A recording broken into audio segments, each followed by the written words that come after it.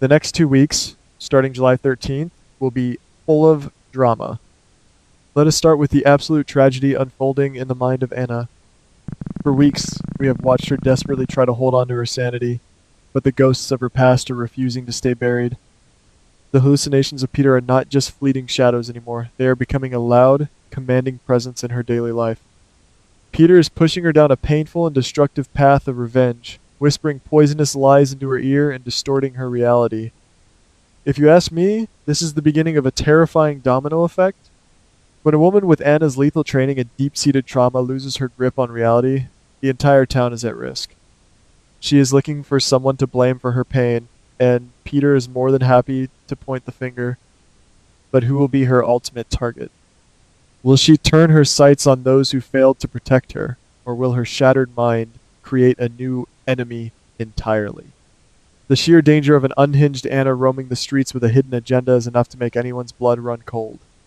Valentine is not blind. He knows Anna better than anyone, and I strongly suspect he will soon realize that she is hiding a massive, dangerous secret. Valentine is incredibly perceptive, and those lingering, vacant stares Anna has been giving the empty corners of the room have not gone unnoticed. But here is where the dominoes really start to fall. If Valentine decides to intervene and pull Anna back from the brink of madness, he has to step away from his own complicated life. By focusing all his energy on saving Anna from the ghost of Peter, Valentine leaves his own flank completely exposed. In a town like this, showing a moment of vulnerability is an open invitation for your enemies to strike. Valentine thinks he can manage Anna's mental collapse while juggling his other romantic entanglements, but he is walking right into a trap that could destroy him. This brings us directly to the fiery, unpredictable romance blossoming between Carly and Valentine. Carly has made it abundantly clear that she wants to dictate the terms of her own love life. She has looked Sonny dead in the eye and demanded that he back off, asserting her independence in a way only Carly can. She believes she can handle a man like Valentine, despite his dark history and his constant need to operate in the shadows. But guys, let us be real for a second. When has Carly ever been able to enjoy a peaceful romance without the ghosts of her past interfering? Her insistence on keeping Sonny out of her business is exactly what is going to drive Sonny to do the unthinkable.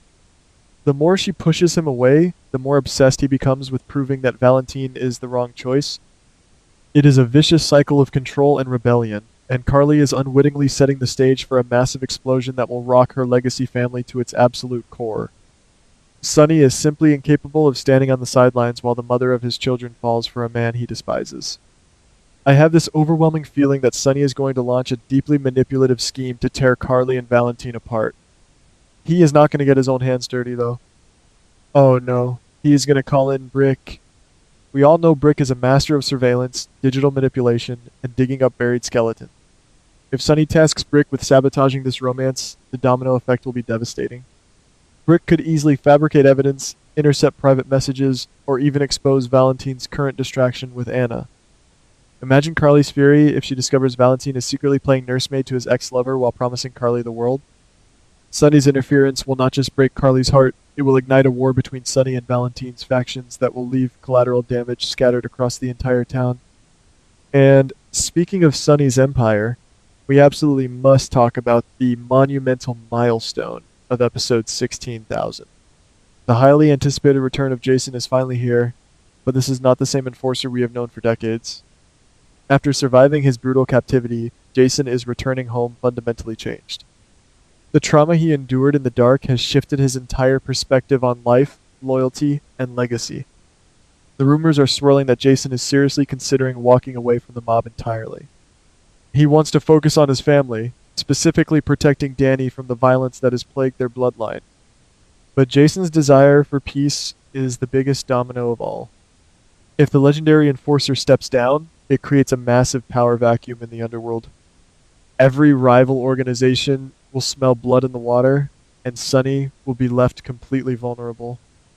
Jason's attempt to save his soul might just be the catalyst that burns Sonny's empire to the ground. To make matters infinitely worse, Jason is returning to find Sonny leaning heavily on Rick. For those of us who know the deep, twisted history of this family, seeing Sonny place his trust in Rick is like watching a man willingly drink poison. Jason knows exactly what Rick is capable of, and he is deeply worried about this unholy alliance. Rick always has a hidden agenda, a selfish motive wrapped in legal jargon and fake brotherly concern. If Jason tries to warn Sonny, Sonny's stubborn pride will likely cause him to double down on his trust in Rick, alienating Jason even further. This is the ultimate tragedy. Jason wants to leave the violence behind to protect Danny, but Sonny's blind trust in a snake like Rick might force Jason to stay and fight a war he no longer believes in. Will Jason choose his son's safety, or will his loyalty to Sonny drag him back into the abyss? Meanwhile, the power struggles are not just confined to the mob. The halls of the hospital are dripping with venom. I am closely watching the situation with Willow. It looks very likely that she is going to secure a highly coveted seat on the hospital board of directors. Can you even imagine the look on Tracy's face when she hears this news? Tracy is going to absolutely lose her mind. The idea of Willow, a woman Tracy views as nothing more than a manipulative social climber, holding power over the Legacy family's hospital, is going to send Tracy into a vindictive rage. Tracy will not just sit back and pout, she will launch a manipulative scheme of her own to humiliate and destroy Willow's reputation. Tracy's fury is a dangerous weapon, and when she sets her sights on someone, she does not stop until they are utterly ruined. But Tracy might not even need to lift a finger, because Willow is hiding a secret that could destroy her own life from the inside out. The real threat to Willow is lying in a hospital bed, and he is waking up. Drew is making a miraculous recovery. We are not just talking about blinking or twitching anymore. Kai is about to witness Drew standing up, walking around, and speaking completely normally. This is Willow's absolute worst nightmare brought to life. She has gone to extreme criminal lengths to keep Drew silent and maintain her fragile grip on her perfect life. Now that Drew is fully recovered, he holds the power to expose every single lie she has told. Kai is watching this unfold with sheer terror, fearing that a desperate, cornered Willow might cross the ultimate line. Will Willow actually attempt to kill Drew to permanently bury her secrets? It is a vicious cycle of deception, and Willow is running out of options. If she tries to silence Drew for good, she will transform from a desperate mother into a cold-blooded murderer, and there will be no coming back from that darkness. As if the hospital did not have enough drama, we have a brand new face shaking up the staff. The arrival of the brilliant new surgeon, Tristan, is guaranteed to cause massive shockwaves. From the moment he steps onto the floor, he is going to have a blisteringly tense encounter with Britt. We all know Britt does not suffer fools gladly, and she certainly does not like arrogant newcomers stepping onto her turf. They are going to become instant, bitter enemies, trading sharp insults and clashing over every medical decision. But, ladies, we have watched enough soap operas to know exactly what this kind of fiery antagonism really means. That intense hatred is just a mask for undeniable, sizzling chemistry. I am fully expecting this bitter rivalry to slowly morph into a passionate romance. But with Britt's complicated legal history and Tristan's unknown background, their potential love story could end up being just as destructive as it is beautiful. Let us shift our focus to a pairing that is slowly but surely capturing my heart, Nina and Jack. These two have been dancing around each other, sharing secrets, and forming an incredibly deep bond. Nina is drowning in the chaos of her daughter's legal nightmares and the grief of her past, and Jack is stepping up to be her absolute rock.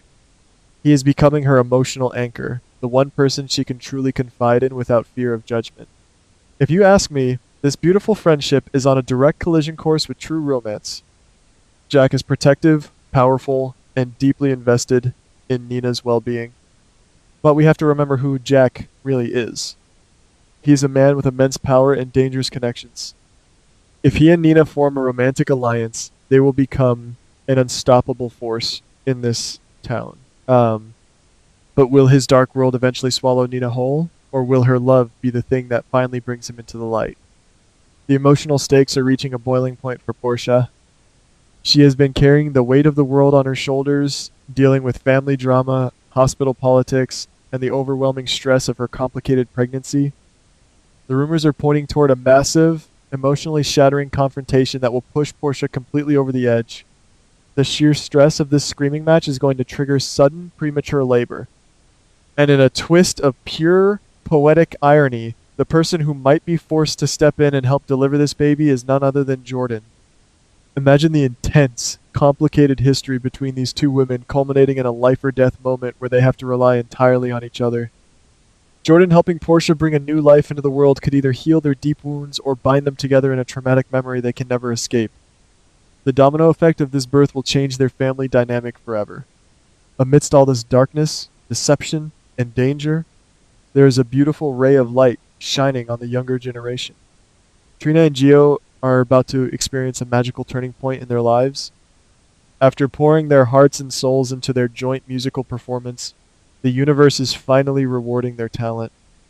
They are going to receive a flood of incredible new invitations and opportunities in the music industry. This is the fresh start. Trina so desperately needs to escape the suffocating drama of her parents' lives. But success always comes with a price. As Trina and Gio are pulled deeper into the glamorous, demanding world of music, will their bond grow stronger, or will the pressure of fame tear their budding relationship apart? We all know that in this legacy family, happiness is usually just the calm before a devastating storm. Finally, we have to talk about the heartbreaking reality facing the youngest victims of this town's endless deception. James is about to have his innocent heart completely shattered.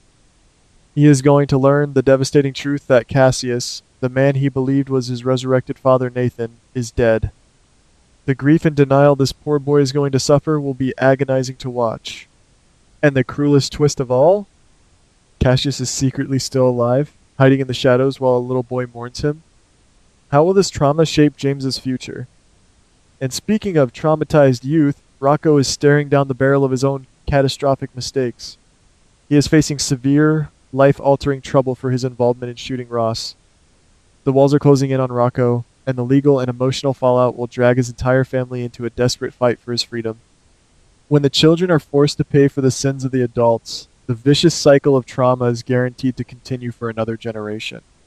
So I have to ask you, when the dust finally settles on this explosive month, who will be left standing and who will be buried under the rubble of their own secrets?